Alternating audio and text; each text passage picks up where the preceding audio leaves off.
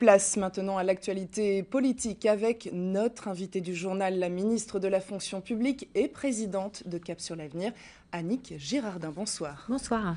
Alors avant de parler du premier tour de la présidentielle qui a lieu ce week-end, on va s'intéresser à un autre rendez-vous électoral de cette année, les législatives. Ce sera les 10 et 17 juin prochains. La question est simple, serez-vous candidate ? Oui, je serai candidate aux législatives de juin prochain. Je peux l'annoncer aujourd'hui puisque j'avais toujours dit que je ne le dirais que quand j'aurais mis, non pas un point final parce qu'il me reste encore quelques semaines, mais au moins à mon action forte au gouvernement. J'ai attendu donc le 15 mars et mon retour dans l'archipel pour vous annoncer effectivement que je serai à nouveau candidate aux législatives. Hier, vous donniez une réunion publique, justement. Est-ce que c'était l'occasion aussi de marquer le début officiel de votre campagne ?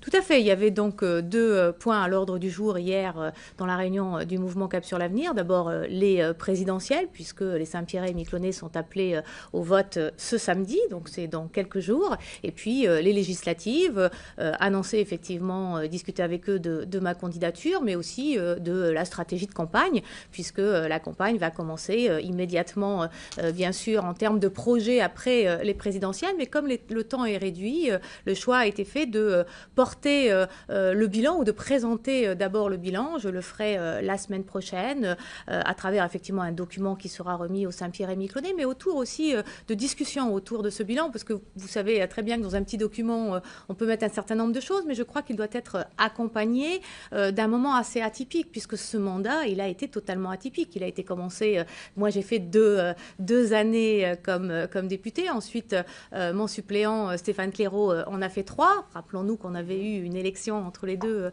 pour changer de suppléant. Cette histoire-là, elle se vit, elle se raconte aussi, et je crois que c'est intéressant de voir la complémentarité qui a eu lieu. Et puis bien sûr, même si j'ai été ministre pendant 3 ans, il n'y a pas une journée où je n'ai pas travaillé sur des dossiers de Saint-Pierre et Miquelon, que ce soit pour des projets particuliers, pour présenter l'archipel, pour quelque part mettre mes réseaux à la disposition de l'archipel. D'ailleurs, je crois qu'il n'y a pas beaucoup de journaux télévisés de Saint-Pierre et Miquelon que je n'ai pas vu en 3 ans, même si c'était en différé. Est-ce que ça veut dire ce troisième, pourquoi un troisième mandat ? Alors ce mandat, il est pour moi sans doute un dernier mandat pour accompagner dans l'ensemble des projets que je porte depuis quelques années l'archipel. Cette vision que j'ai de l'archipel me donne envie bien sûr de porter encore avec les Saint-Pierre et Miquelonais un certain nombre de projets que j'aurai l'occasion d'aller leur présenter à la fois effectivement dans un programme mais aussi en direct puisqu'il y aura un certain nombre de réunions organisées. Il y aura aussi, je le souhaite, jusqu'à juin prochain. Je vais rester dans l'archipel le plus souvent possible. J'aurai effectivement l'obligation de faire quelques allers-retours et puis de toute façon d'aller, je ne peux pas en métropole pour la passation puisque autour du 14-15 mai, il y aura la passation entre les différents ministres. Je l'ai annoncé, mais il y a déjà longtemps et peu importe qui gagnera ces élections. J'ai bien sûr mes préférences et on en parlera très certainement. Je ne serai plus dans un gouvernement, même si, je l'espère, la gauche sera à nouveau à la tête de ce pays pour poursuivre également le travail qui a été commencé. Je ne le serai pas. J'ai donné 3 ans de ma vie à la France, au gouvernement, aux côtés de François Hollande et des différents premiers ministres. Je veux aujourd'hui à nouveau être dans l'archipel pour servir l'archipel avec l'ensemble des réseaux que j'ai aujourd'hui. Dans 3 jours, donc samedi effectivement, les électeurs de l'archipel sont appelés aux urnes pour le premier tour de la présidentielle. 11 candidats dans la course. Les soutiens se dévoilent au fil du temps. On ne vous a pas encore entendu à ce sujet.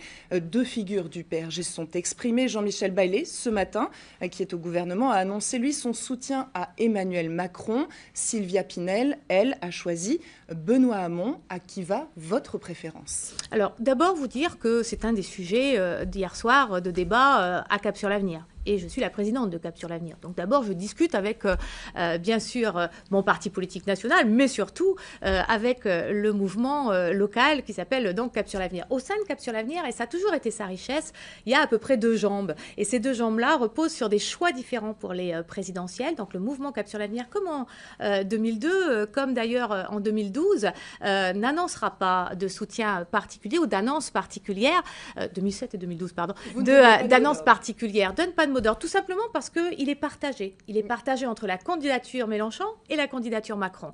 Donc Cap sur l'Avenir au premier tour aura où ira vers deux choix différents. Pour ma part, Benoît Hamon.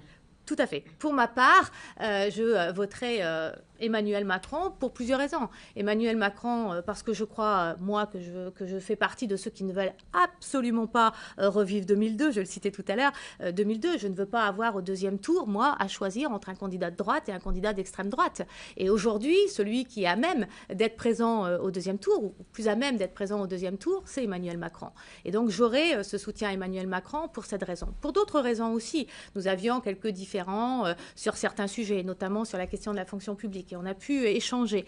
Et on a vu derrière dans les derniers documents qu'un certain nombre d'idées ont été reprises et surtout les quelques critiques que j'avais aujourd'hui ont un peu disparu. On a la même vision de la croissance bleue, de cette politique maritime que j'ai toujours portée depuis que je fais de la politique et que je me suis impliquée dans la vie politique. On a aussi aujourd'hui une même vision de ce que peut être la France de demain, la France dans l'Europe, la France dans le monde, à travers effectivement aussi les missions que j'ai pu exercer en tant que secrétaire d'État au développement. Donc on a pu débattre de ces sujets et discuter largement ensemble. Après, dans son programme, il y a des choses très concrètes que je partage.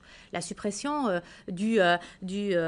par exemple, la suppression des cotisations salariales pour redonner du pouvoir d'achat aux Français. Le fait que des agriculteurs, des artisans puissent avoir accès à une indemnité ou des allocations également chômage. Ce sont des filets de sécurité. Vous savez, moi, partout où je suis allée, la question de la jeunesse, la question des créateurs, la question des initiatives, c'est quelque chose qui m'intéresse. Et là, je retrouve ça. Comme Jean-Michel Baillet, effectivement, vous partagez beaucoup de valeurs sur le plan idéologique, valeurs sociétales et sur le plan économique. Européen également, une Europe plus protectrice, c'est important aujourd'hui. Et une Europe avec moins de normes, comme une France avec moins de normes, parce que là aussi, on a besoin d'une forte simplification, même si ce gouvernement en a déjà fait beaucoup. Il nous reste une petite minute pour aborder une autre question. Vous avez passé 1 an et 2 mois au gouvernement en tant que ministre, 3 ans si on intègre le secrétariat d'État. Quel bilan est-ce que vous tirez de votre passage ?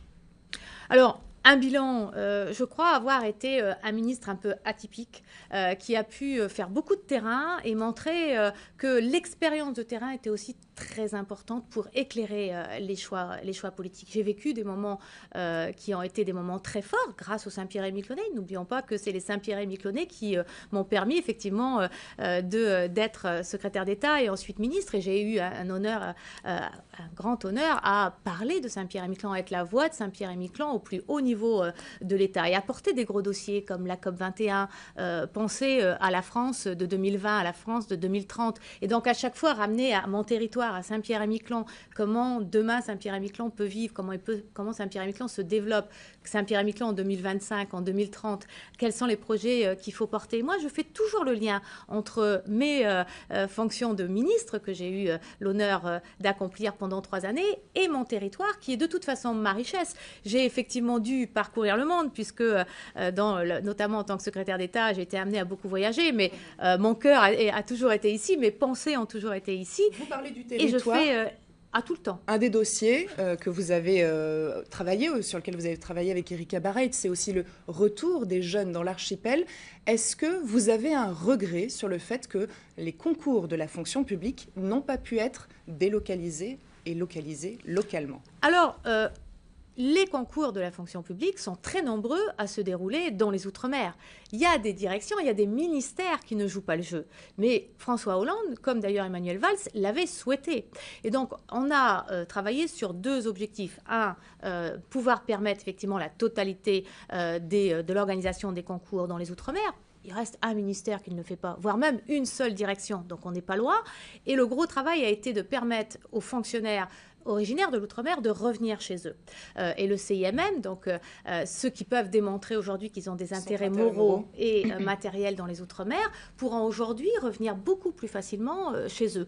Ça n'a pas empêché, ou ça ne m'a pas empêché, sur ces quelques dernières années, à permettre à 6 jeunes de l'archipel ou originaires de l'archipel de rentrer à Saint-Pierre-et-Miquelon sans le CIMM, parce qu'il y a toujours la possibilité, effectivement, de plaider la cause et la volonté de faire revenir les outre-mer chez eux. C'est aussi un travail qu'on a fait avec Mayotte, c'est aussi un travail qu'on a fait avec la Guyane. Vous voyez bien les contextes et combien il est important que l'ingénierie locale se développe encore davantage. Partout où je suis allée, j'ai parlé de l'outre-mer, partout où je suis allée, j'ai fait avancer la cause de l'outre-mer. Le réflexe outre-mer, quand on travaille sur une loi, quand on travaille sur un texte, est important. Et ça, c'est ce que j'ai répété en permanence au plus haut niveau de l'État. Et bien sûr, j'ai parlé dans plus de 45 pays de Saint-Pierre-et-Miquelon. Il n'y a pas, et ça fait rire toujours les gens qui sont autour de moi, il y a rarement un discours sans que je dise Saint-Pierre-et-Miquelon. Mais quand ils ont un sourire, c'est un sourire bien sûr qui se dit qu'eux aussi, ils aimeraient peut-être avoir quelqu'un qui parle aussi bien de leur territoire. Merci beaucoup Annick Girardin d'avoir répondu à notre invitation.